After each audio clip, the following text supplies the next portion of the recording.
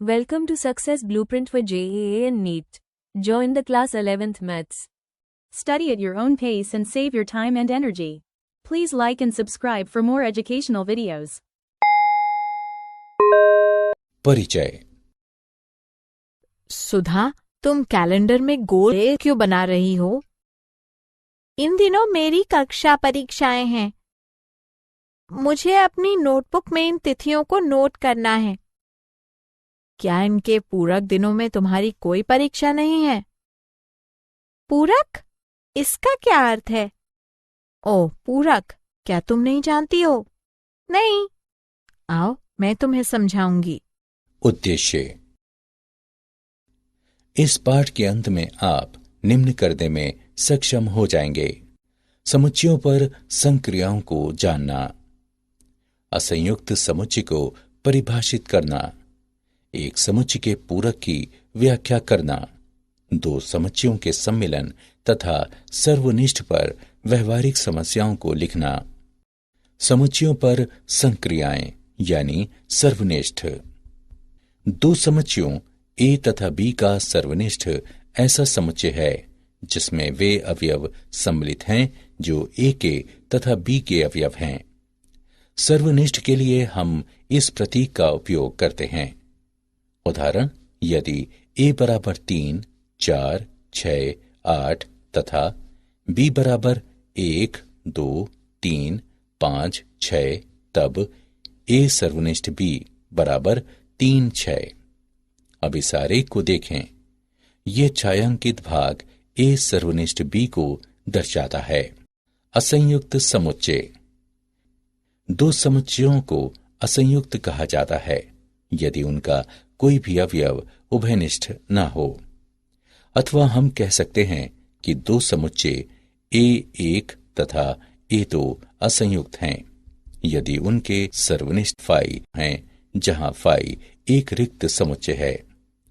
उदाहरण के लिए 1, 2, 3 तथा 4, 5, 6 असंयुक्त समुच्चय हैं।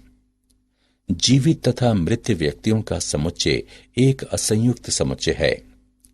असंयुक्त समुच्चय को नीचे दिखाए वेन आरेख के संदर्भ में प्रदर्शित किया जा सकता है। सर्वनिष्ठ संक्रियाओं के गुणधर्म। सर्वनिष्ठ एक क्रम विनिमय संक्रिया है।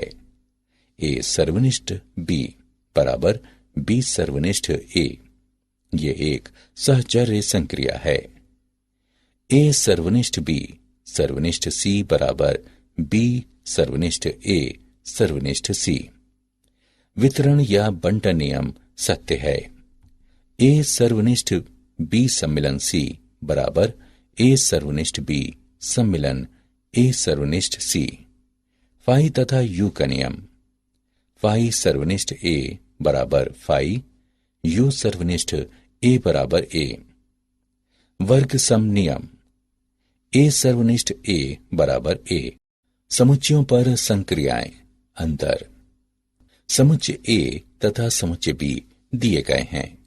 समुच्चय ए में से समुच्चय बी के समुच्चय का अंतर ऐसे अवयवों का समुच्चय है जिसमें ए के सभी अवयव हैं लेकिन बी का कोई अवयव नहीं है।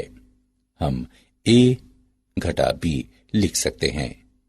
इस वेन आरेख को देखिए। यह हमें दो समुच्चयों S1 तथा S2 का अंतर दिखाता है। इस आकृति पर एक पार्श्व दृष्टि डालें। बी डी ई जी केवल ए के अवयव हैं, इसलिए ए घटा बी बराबर बी डी ई जी। नोट करें कि यद्यपि ए एफ सी अवयव ए के अंतर्गत है लेकिन हमने इन्हें ए घटा बी में सम्मिलित नहीं किया है क्योंकि हमें समुच्चय बी में कुछ भी नहीं लेना है। कभी कभी एक वेन आरेख में देखने की अपेक्षा दोनों समुच्चय के अवयवों को लिखना अधिक आसान हो सकता है। तब हम उन अवयवों को अंग्रेजी के मोटे अक्षरों में दिखाते हैं जो ए में है लेकिन बी में नहीं है। ए बराबर B D E G A F C, B बराबर K H U A F C. समुच्चय का पूरक। एक समुच्चय ए दिया गया है। ए का पूरक समुच्चय सार्वत्रिक समुच्चय यू के उन सभी अवयवों का समुच्चय है जो ए के अवयव नहीं हैं। हम पूरक को निम्न के रूप में लिखते हैं। दूसरे शब्दों में समुच्चय ए का पूरक, जिसे ए डैश द्वारा निरूपित किया जाता है, सार्वत्रिक समुच्चय के उन सभी अवयवों का समुच्चय है जो ए में नहीं हैं। ए के बाहर के छायांकित भाग को ए डैश द्वारा निरूपित किया जाता है। ए के अवयवों की संख्या तथा ए डैश के अवयवों की संख्या यू के कुल अवयवों की संख्या की रचना करते हैं। इसका मतलब है कि ए के अवयवों की संख्या जमा ए के पूरक के अवयवों की संख्या बराबर यू के कुल अवयवों की संख्या। पूरक के उदाहरण। इस आकृति पर एक दृष्टि डालें। डी तथा एफ यू में हैं, किंतु वे ए में नहीं हैं, इसलिए ए का पूरक बराबर डी एफ। आइए वेन आरेख को देखे बिना हम पूरक निकालते हैं। हम उन अवयवों को अंग्रेजी के मोटे अक्षरों में दिखाते हैं जो यू में हैं, लेकिन ए में नहीं हैं। ए बराबर ए बी सी, यू बराबर A B C D F. अतः ए का पूरक डी तथा एफ हैं। डी मॉर्गन का नियम। समुच्चय के सिद्धांत में डी मॉर्गन का नियम एक दूसरे से तीन मूल समुच्चय की संक्रियाओं का संबंध दिखाता है: सम्मिलन, सर्वनिष्ठ तथा पूरक।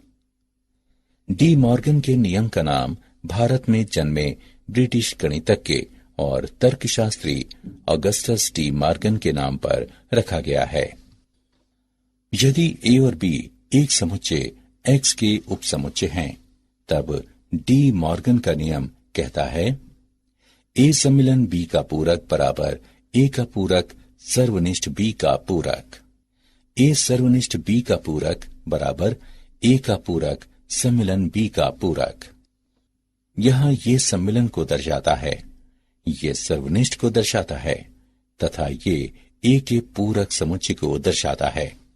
अर्थात दो समुच्चयों के सम्मिलन तथा सर्वनिष्ठ पर व्यवहारिक समस्याएं। माना कि ए तथा बी परिमित समुच्चय हैं। यदि ए सर्वनिष्ठ बी फाई के बराबर है, तब एक सम्मिलन बी के अवयवों की संख्या बराबर ए के अवयवों की संख्या जमा बी के अवयवों की संख्या। एक सम्मिलन बी के अवयवों की संख्या बराबर ए के अवयवों की संख्या जमा बी के अवयवों की संख्या घटा ए सर्वनिष्ठ बी के अवयवों की संख्या। यदि ए बी तथा सी परिमित समुच्चय हैं, तब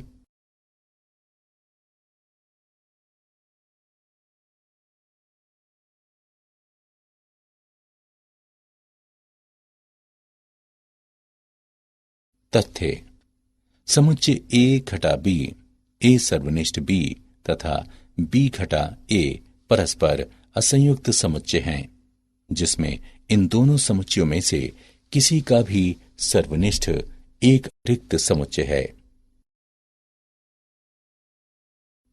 क्या आप जानते हैं, वर्णनात्मक समुच्चय सिद्धांत वास्तविक रेखा के उपसमुच्चयों का तथा और अधिक सामान्य तौर पर पॉलिश रिक्त स्थानों के उपसमुच्चयों का अध्ययन है।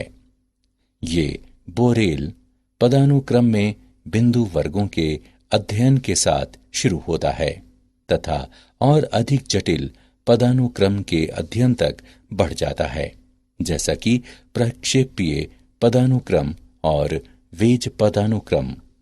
सारांश। आइए हमने जो कुछ सीखा है उसे संक्षेप में दोहराएं। दो समुच्चयों ए तथा बी का सर्वनिष्ठ उन सभी अवयवों का समुच्चय है जो उभयनिष्ठ हैं। इसी क्रम में समुच्चयों ए तथा बी का अंतर उन अवयवों का समुच्चय है जो ए के अंतर्गत आते हैं लेकिन बी के नहीं। सार्वत्रिक समुच्चय यू के एक उपसमुच्चय ए का पूरक यू के उन सभी अवयवों का समुच्चय है जो कि ए के अवयव नहीं हैं। किन्हीं भी दो समुच्चयों ए तथा बी के लिए एक सम्मिलन बी का पूरक बराबर ए का पूरक सर्वनिष्ठ बी का पूरक तथा एक सर्वनिष्ठ बी का पूरक बराबर ए का पूरक सम्मिलन बी का पूरक। यदि ए तथा बी इस तरह एक परिमित समुच्चय हैं कि ए सर्वनिष्ठ बी जो कि फाई के बराबर है, तब एक सम्मिलन बी के अवयवों की संख्या बराबर ए के अवयवों की संख्या जमा बी के अवयवों की संख्या।